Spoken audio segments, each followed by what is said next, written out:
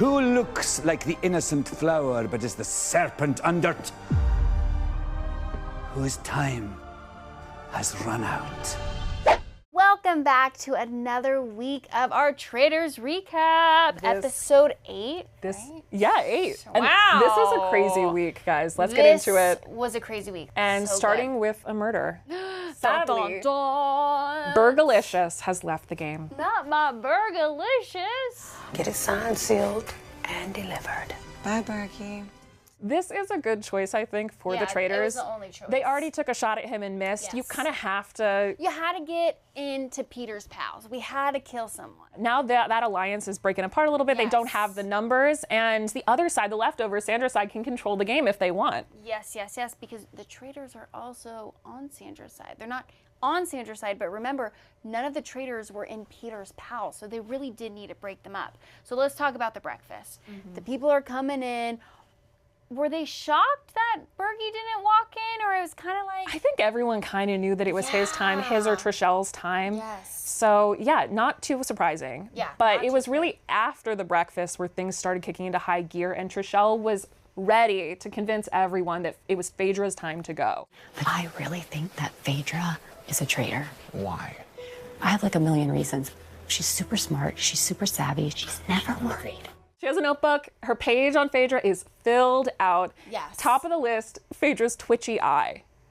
Do you think, I mean, she is a poker player. Do you think that this is a real tell? I don't think it is at all. I think Phaedra just makes facial expressions. She's very animated, and you know, she's like looking, and sometimes she does do the eyes, but like not any way that like would give it away that she's a traitor. She is the most iconic housewife ever. It's just, she's so animated. She does not have an eye twitch. She's just having fun.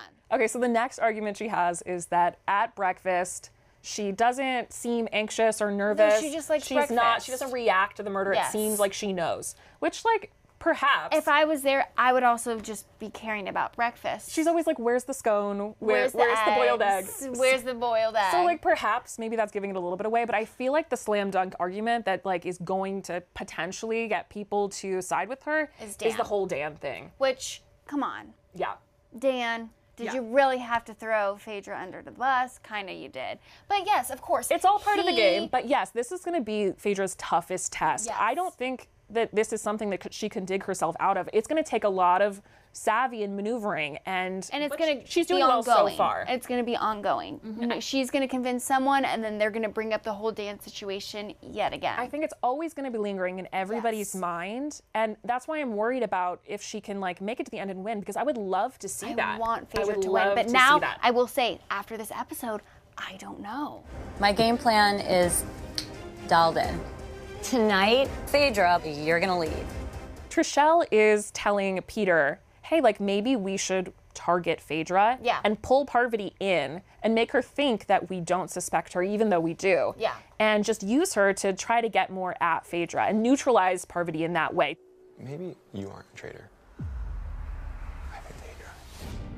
So Peter has this conversation with Parvati where he's trying to convince her that he believes that she's a faithful. And she's not doing a great job. And she's trying to convince him that he is a faithful, so they're doing this little dance. She had to kind of go along with it because Peter has been targeting her since episode like 5. Why all of a sudden the change of heart? For like, why would Parvati believe that? But then at the same time, it's Parvati and Phaedra. Who are they going to pick? She's going to also then throw Phaedra under the bus if she has to. Parvati doesn't have many places to go here, so even if she doesn't trust Peter saying, hey, like, let's work together, I think maybe it's something that she has to try to see through. It's really her only avenue here because she's been painted into a corner. There's not many options than to really try to convince Peter and try to convince his allies. And I know I'm getting a little ahead of myself and you're going to get mad at me, but can I just say, Peter was the MVP the last couple of episodes. My faith in Pilot Pete is diminishing. It's nosediving like a plane. Nosediving. Bye-bye, Pilot Pete. Then after that, we go straight into the challenge. No. Can I just say, the challenge gave me the heebie-jeebies. It reminded me of the time that we went to an escape room with our boss's boss, and our boss's boss, anyways, a lot of bosses. And we decided to do an escape room, but it was a murder like escape room, and we were in a cabin. At least there were no maggots and rats in ours. I would have gladly lost $1,000 and walked my butt out of that cabin. No. So I'm here for Phaedra, Sheree, Kate, and Mercedes. It's a bummer that they lost the money. It's worth $4,000. But honestly, I don't blame them. It would have been hard to dig around with those rats. I feel Sandra like befriending them and be like, "Hi, little guys." That was funny to me. That's how you get diseases. Well, the people who made it through, they did a good job. And Trishelle was the one who got the shield. And then she decided to not tell anyone. The classic Peter move to just keep the traitors in the dark. I will say, the way that she was like smiling and going. Do you think people know? I mean, I don't know if I just was like, girl, you have the shield because I know you have the shield, but she did not. She was not very secretive about it, I don't think. When I feel like I'm under threat, I think it's just like a continuation of how I've been living and the things that I've been through for the past 2 years. Like the only way I've gotten through that was like completely masking my emotions, and I'm just like doing the same thing here. Parvati is trying to do her job to get to all of Peter's allies and say, hey, go for Phaedra, don't go for me. And the main person she's talking to is John. She really pulls out the tears. Really, crocodile tears, might I add. I thought she did a good job. Really? I was watching it like, wow, I'm feeling for her, even though I know that she's lying. I think there's really that nugget of truth there. Like, she is someone who has had to, make it through a lot and had to survive.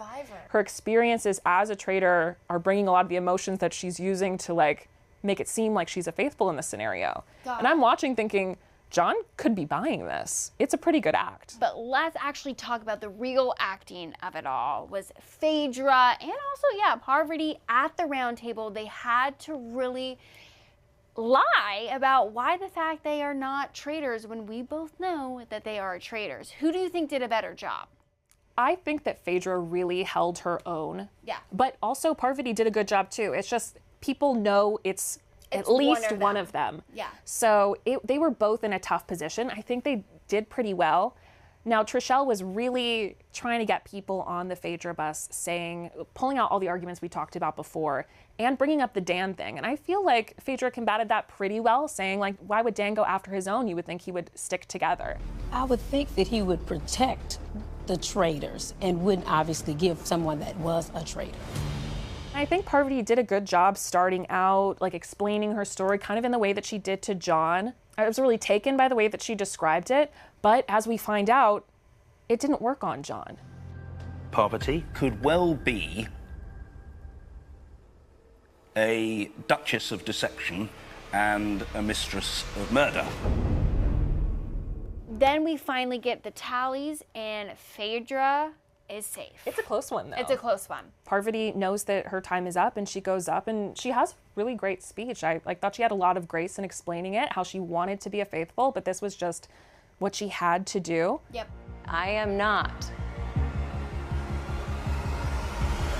a faithful, I'm a traitor. So after the round table, something I thought was really interesting is that you would think all eyes would be on Phaedra because she got so much heat, but everyone's kind of suspicious of Peter. I have no idea why the plan all of a sudden turned into Parvati's absolutely not a traitor. Phaedra really is. Even Kevin is suspicious of Peter, and Kevin knew the plan that they were going to try to like pull Parvati in and trick Parvati into thinking that like they believe her. Right. So he was in the room. He knows this, but suddenly he's surprised that he thinks Peter believes Parvati and that must mean he's a traitor. I can't believe that. I mean, I'm not that surprised because like I said in the beginning of the episode, Peter was here and now he's there, and now it's no surprise that people think he's a traitor. He's not the only one that feels that way. You see Sandra, you see Kate, like everyone's talking about Peter and his behavior. Right. So this whole plan that he cooked up with Trishelle is actually backfiring on him in the most interesting way. And Kate, I thought her reaction was pretty interesting because she talks to Peter and she's like, I know you were lying out there, then you were pretending to be aligned with Parvati or believe Parvati, But like that's still shady, and That's the shady. fact that he's like lying out there and mixing things up is still shady stuff. So he has suspicion on him either way, whether people think he was lying or he was telling the truth. Phaedra goes up to the turret, and now she has the decision to pick another traitor. I think there was only one option, truly, and are we surprised that she ends up picking Kate? I think among the people that are her close friends, Kate has the greatest capability to deceive and move about the game as a traitor.